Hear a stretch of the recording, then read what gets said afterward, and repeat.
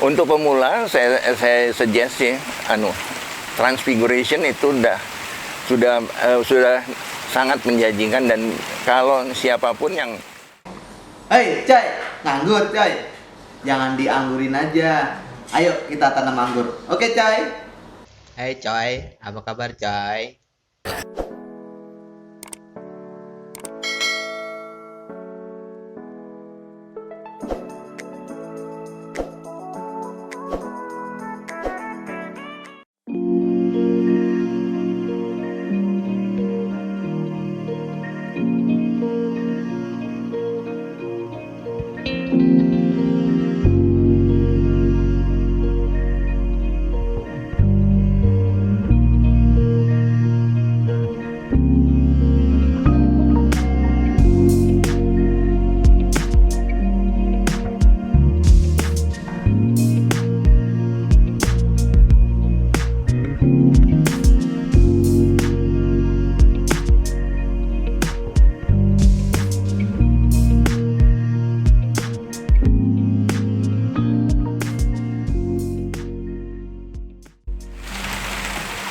Oke, assalamualaikum warahmatullahi wabarakatuh.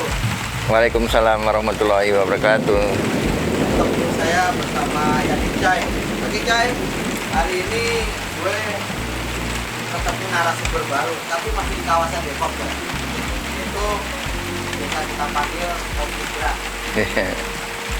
Beliau ini katanya sih apa namanya ya? Pas mulai pandemi ini dia dapat berkah katanya. Iya.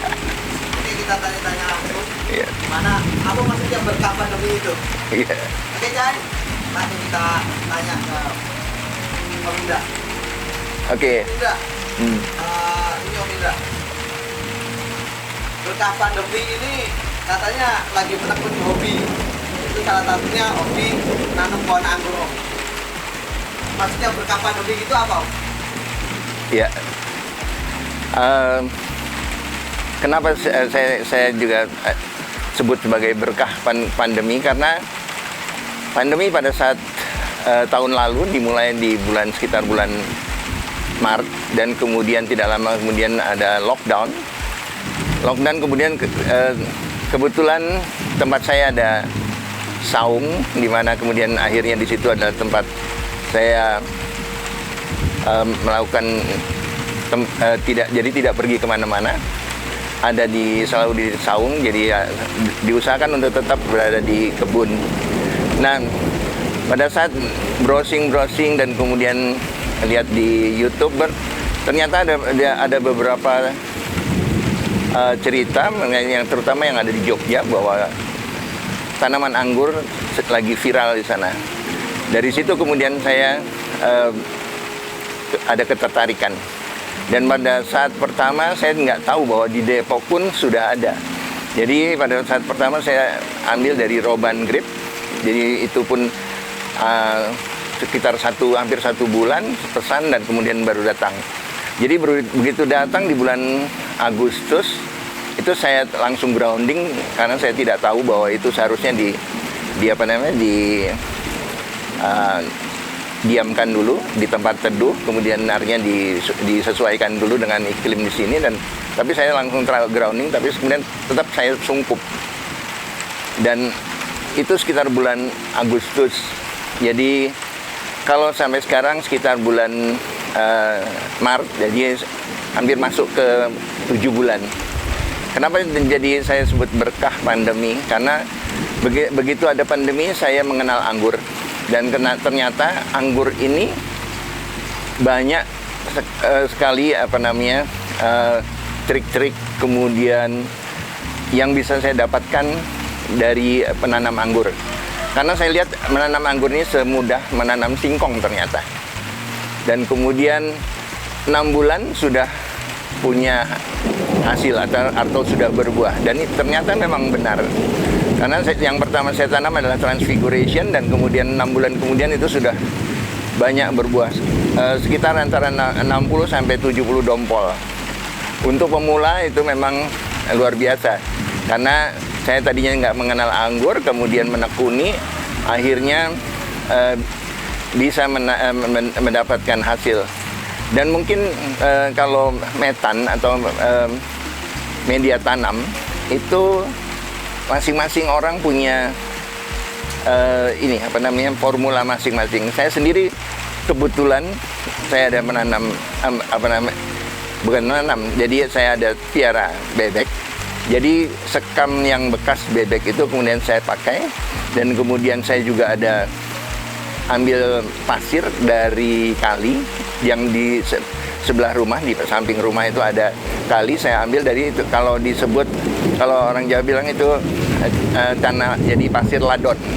Di mana pasir ladon itu sudah ada banyak nutrisi di dalamnya, dan kemudian dicampur sekam bakar, kemudian dari kohai kambing, kemudian didiamkan karena tidak sengaja juga waktu itu didiamkan sampai hampir 2 bulan baru ditanam. Ternyata begitu ditanam tanamannya vigor. Alhamdulillah sampai sekarang akhirnya sudah menghasilkan buah. Itulah yang kemudian saya melihatnya bahwa inilah berkah pandemi sehingga saya mengenal anggur. Oke, Om. Tadi saya sempat keliling-keliling, Om. Hampir semua di sini saya lihatin yang membuat itu transfigurasi. Kenapa harus transfigurasi, Om? Ya, saya mengenal anggur itu begitu dilihat pohon anggur yang pertama itu, saya lihat transfiguration waktu itu di Robban Grip. Artinya di YouTuber juga ada Robban Grip. Saya lihat di YouTube, dan kemudian selain itu ada Ninel. Karena Ninel saya waktu itu belum dapat bibitnya, dan yang paling datang pertama itu transfiguration. Jadi itulah yang kemudian saya tanam duluan. Dan ternyata setelah dapat, karena saya sebenarnya junior, tapi mungkin yang paling senior. Karena umur saya sekarang sudah menginjak 70 tahun. Jadi saya dengan mungkin dari komunitas di Depok, akhirnya kayak sebaya, karena setiap orang manggil Om. Saya manggil Om Yadi ini juga Om. Tapi Om Yadi manggil saya juga Om. Jadi kayaknya jadi kita setara. Seumur. Jadi itulah komunitas anggur itu dia sama satu sama lain memanggilnya dengan panggilan Om. Jadi kenapa saya ambil pertama transfiguration itu? Jadi begitu saya lihat dia sudah begitu, karena di Robban Grip mereka sebut potes pucuk. Begitu saya potes pucuk, karena begitu vigor dan kemudian hampir melewati batas yang di ujung, kemudian saya potes di ujung. Ternyata setelah beberapa hari atau semingguan itu keluar bunga. Akhirnya begitu ketagihan, udah semua ujung saya potes. Yang ada akhirnya di semua ujung pucuk itu keluar bunga. Dan menurut senior itu bunga PHP katanya. Nggak usah dipelihara, dipotes aja. Nanti kalau udah mau dibuahkan baru di pruning, baru pembuahan. Untuk pemula saya rasa udahlah biarin eman-eman kalau orang Jawa bilang. Jadi saya teruskan akhirnya sampai sekarang, dan akhirnya itu ada sekitar 60 atau 70 dompol yang kemudian jadi pemandangan lah, karena itu menutupi, jadi carport itu ditutupi oleh transfiguration ini. Karena memang transfiguration ternyata dia memang selain vigor, dia juga cepat menjalar. Dan saya pernah tanya ke Robban Grip, berapa dia bisa, satu pohon itu bisa menutupi berapa luasan. Dan kemudian jawabannya katanya bisa 15 meter persegi satu pohon. Jadi karena itu kemudian akhirnya saya jadikan itu sebagai naungan di carport. Ya, notabene bukan hanya 1 atau 2 sih, sekarang itu ada 6 pohon yang akhirnya saling mencari ruang untuk menutupi di atas carport.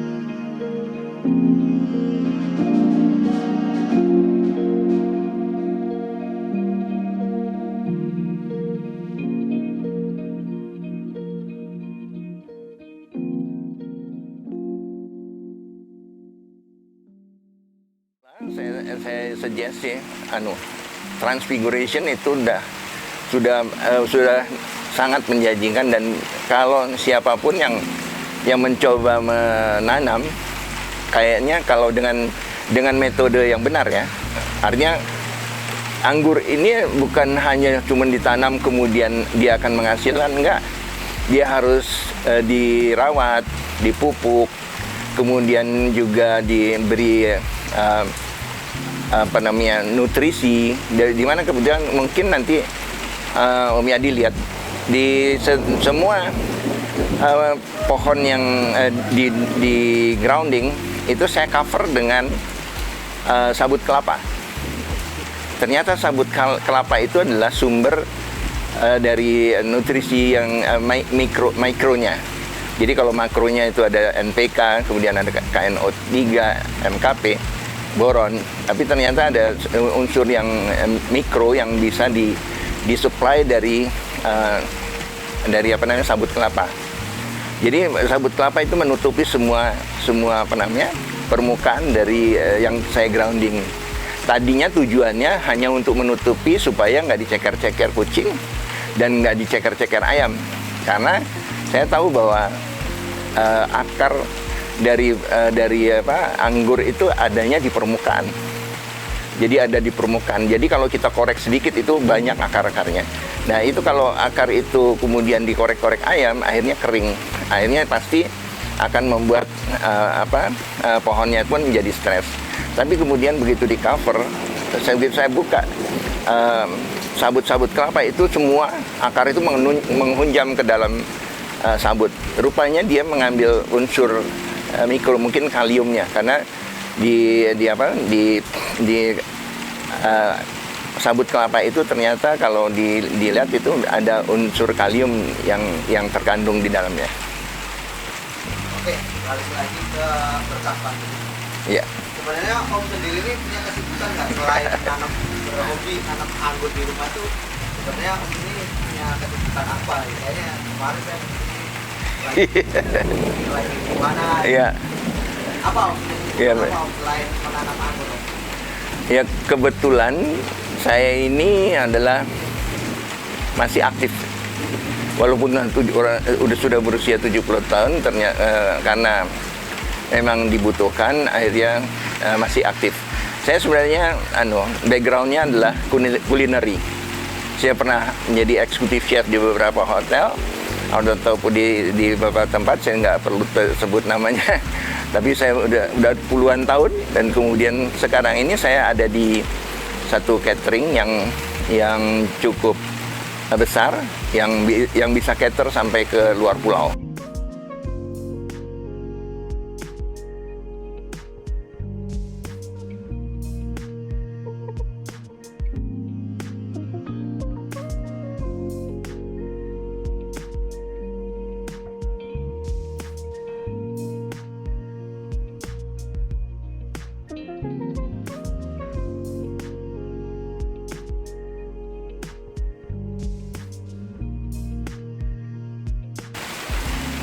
Oke Om, sebagai pemula Om, kendala yang dialami apa Om? Nanam anggur transfiguration itu kendalanya apa Om? Yang pernah Om alami Ya. selama 6 bulan Om ya? Ya 6 bulan. Apa Om? Jadi di awal memang saya nggak tahu bahwa dia ada hama, kemudian ada bisa diserang jamur. Saya sendiri jamur itu pernah dengar, tapi jamur itu apa sih? Ternyata pada waktu saya tinggal keluar kota, saya pulang, loh kok kenapa daunnya pada merangas? Saya cari-cari, ternyata terkena jamur. Akhirnya kemudian saya cari tahu harus pakai treatment apa. Akhirnya ada yang menyarankan pakai antrakol untuk fungisida, dan kemudian ada juga menyarankan yang organik itu bisa pakai seduhan dari tembakau, dan kemudian ada pakai belerang. Jadi kemudian ketiga unsur itu saya padukan, dan kemudian saya semprot. Ternyata memang kalau malam saya lihat ada jamur ya dari di center kelihatan jamur, begitu disemprot besoknya dia kelihatan mengering. Artinya berarti jamurnya tersembuhkan. Tapi begitu hujan lagi muncul lagi. Jadi akhirnya saya mendapatkan prinsip bahwa kalau serangannya bertubi-tubi, perserangannya itu setiap hari, ya treatmentnya setiap hari. Jangan treatmentnya seminggu 2 kali. Ibaratnya kalau kita lagi diserang oleh musuh, kemudian serangannya bertubi-tubi, ntar kita ngelawannya nanti kalau hari Kamis. Ntar kalau kita ngelawannya nanti hari Minggu. Ya hancurlah itu pasukan. Jadi begitu dia serangannya harian, ya kita juga treatmentnya harian. Jadi kemarin begitu musim hujan seperti ini pasti besok pagi disemprot. Jadi kemudian kalau nanti sudah musim kemarau baru 2 hari sekali. Kalau kemudian lebih kering lagi mungkin seminggu 2 kali. Jadi itulah yang saya dapatkan bahwa sebagai pemula ya serangan jamur ini ya, ternyata yang kadang-kadang saya rasa semua pengangguran istilahnya mengalami hal yang sama. Makanya saya begitu sekarang ini lagi musim hujan, walaupun tidak ada naungan, saya nggak terlalu khawatir karena serangannya harian, aku dilawan juga harian. Itulah.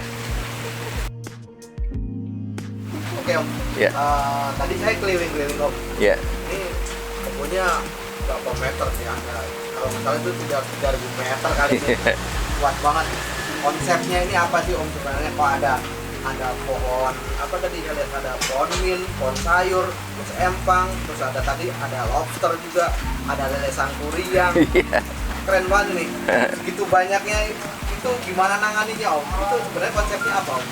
Ya, kebetulan saya kan memang dari kulineri. Kulineri itu kan pasti butuh sayuran, butuh bunga yang bisa dimakan atau kadang disebutnya edible flower. Kemudian microgreen itu ada sayuran kecil. Kemudian ada beberapa tanaman. Saya pernah cerita dengan Om Yadi bahwa nanti ada konsep kalau nanti saya udah kafenya jadi akan bikin jadi from garden to table.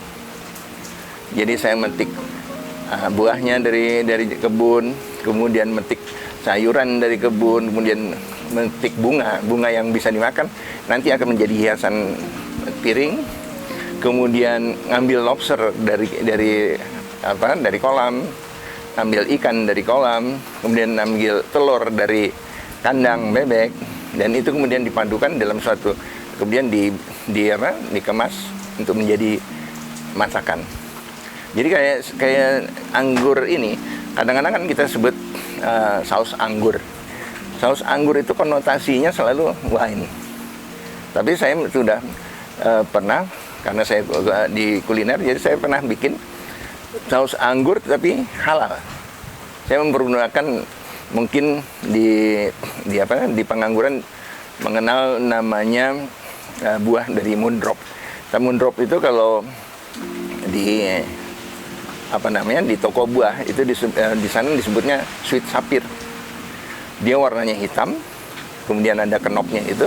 Kemudian itu saya blender dan kemudian saya gabung dengan gravy. Namanya gravy itu adalah kaldu dari daging ataupun tulang daging yang sudah di oven.